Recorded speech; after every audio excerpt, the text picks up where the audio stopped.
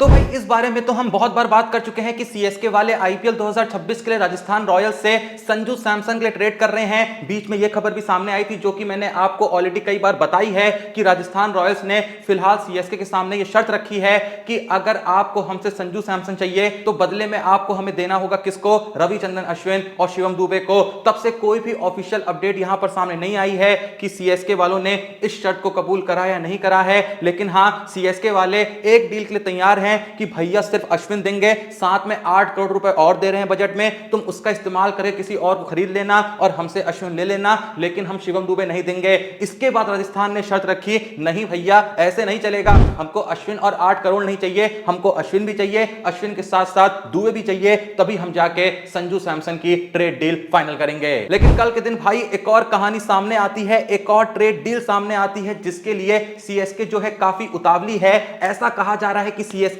IPL 2026 के लिए अपने पुराने चैंपियन फैफ डु प्लेसिस को वापस से अपनी टीम में शामिल करने को देख रही है। अब देखो भाई, अगर यह सत्य है, अगर इस खबर के पीछे इतना सा भी सच है तो भाई मैं तो कहूंगा सीएसके बहुत बड़ी गलती कर रही है। आखिर इनको फैफ डु प्लेसिस चाहिए क्यों? क्योंकि देखो ये तो कंफर्म्ड है कि फैफ डु प्लेसिस पूरे तरीके से ओपनर हैं और ओपनिंग की ऐसी कोई कमी थोड़ी है यहां पर सीएसके के पास। अरे आयुष मात्रे आ गए हैं, गायकवाड हैं, ऊपर से उर्विल पटेल ने भी ओपनिंग में ठीक ठाक काम करा है, तो ऐसे में आपको एक और ओपनर क्यों चाहिए? और इस बात को भी नहीं भूलना चाहिए कि जिस वक्त पे आईपीएल 2026 खेली जा रही होगी उस वक्त पे फैफ डु प्लेसिस की जो एज है लगभग 42 की हो जाएगी। इवन अगर हम फैफ डु प्लेसिस के पिछले सीजन का फॉर्म देखें तो कुछ भी ऐसा खास नहीं कर पाए थे दिल्ली कैपिटल्स के लिए। 9 मैचों में मात्र 202 रन मारे थे, एवरेज एकदम खराब रही थी 22.44 की, और स्ट्राइक रेट भी काफी वाहियात रही थी 123.93 की। वो अलग बात है कि पिछले से पिछले जो उनके सीजन्स रहे थे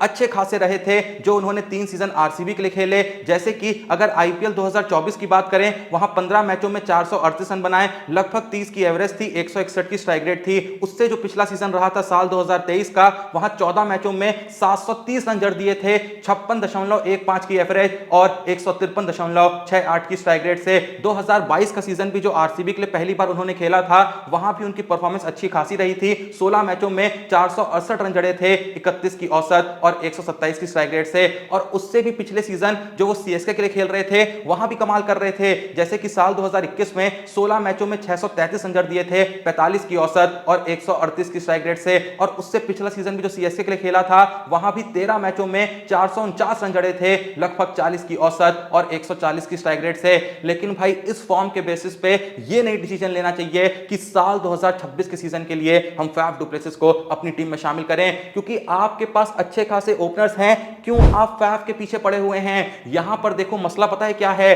हाल ही में जो एमएलसी टूर्नामेंट चल रही है ना, वहां फैफ डु प्लेसिस ने कमाल कर रखा है। वहां वो फिलहाल हाईएस्ट रन स्कोरर चल रहे हैं, 7 मैचों में 317 रन जड़ दिए हैं, 52.83 की एवरेज के साथ। लेकिन भूलिए मत कि एमएलसी लीग का जो लेवल है वो भाई यहां पर है, वहीं आईपीएल का जो लेवल है वो यहां पर है। तो आप इस फॉर्म के बेसिस पे यहां सिलेक्शन नहीं कर सकते हैं। भाई फैफ डु प्लेसिस का फॉर्म अगर सच में अच्छा चल रहा होता, अगर आज भी वो कमाल की हिटिंग कर पा रहे होते, तो आईपीएल 2025 में कुछ तो करते, लेकिन कुछ नहीं करा भाई। 123 की स्ट्राइक रेट रही, 22 की एवरेज रही, और ऊपर से एज 42 साल की है। हाँ ठीक है, बहुत फिट लगते हैं, फील्डिंग कमाल की करते हैं, उनको देख के नहीं लगता है वो 42 साल के हैं, लेकिन भाई 42 साल की उम्र 42 साल की होती है। ठीक है, धोनी 43-44 में सीएसके के लिए खेल रहे थे और शायद आगे भी खेलें, लेकिन धोनी खुद को इसी तरीके से इस्तेमाल करते हैं कि उनको पता है कि मेरी उम्र हो चुकी है, मैं उतना वक्त पिच पे नहीं बिता सकता हूं। अब फैफ डु प्लेसिस अपना वक्त तो पिच पे अच्छा खासा बिता सकते हैं, लेकिन भाई रन मारने की एबिलिटी जो है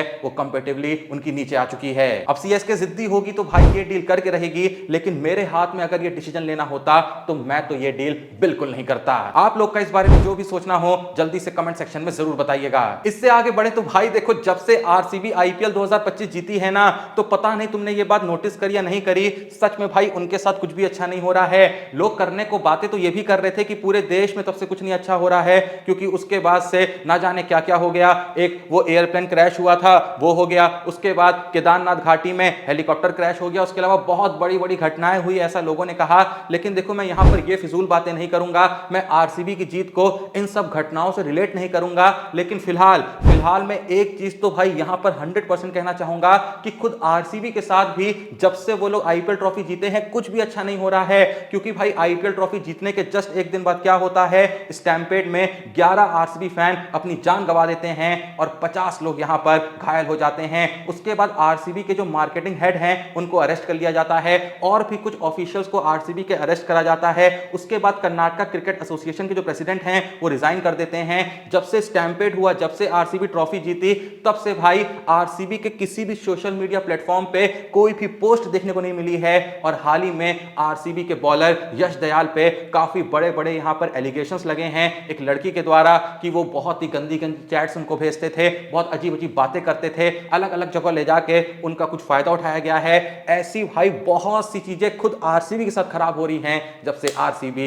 आईपीएल की विजेता बनी है। फिलहाल तो मुझे लग रहा है कि भले ही आरसीबी फैंस कुछ सोच रहे हो या ना सोच रहे हो, लेकिन आरसीबी वाले शायद खुद ये सोच रहे होंगे कि साला ट्रॉफी नहीं जीतते तो ही अच्छा था। खैर, जहां आरसीबी की बात निकली आई है तो भाई आओ यहां पर तुमको एक बहुत ही कमाल का फैक्ट बताता हूं। क्या तुमको पता है आईपीएल 2025 की वो कौन सी टीम थी, वो कौन सी टीम थी जिनके सबसे ज्यादा मैचेस देखे गए, अगर हम बात करें मिनट्स के टर्म में? हाँ, डिजिटल और टीवी यानी जियो हॉटस्टार वगैरह पे और टीवी मिला के सबसे ज्यादा यहां पर वॉच टाइम जिस टीम को मिला है, इस लिस्ट में सबसे नीचे आती है केकेआर 118.7 बिलियन मिनट्स। केकेआर के बाद आती है Delhi Capitals 127.2 billion minutes. Delhi Capitals के बाद आती है Lucknow super giants 132.3 billion minutes. उसके बाद आती है एसआरएच 134.6 बिलियन मिनट्स। फिर आता है नाम राजस्थान रॉयल्स का 135.6 बिलियन मिनट्स का इनका वॉच टाइम रहा। राजस्थान के बाद गुजरात टाइटंस 151.8 बिलियन मिनट्स का वॉच टाइम मिला।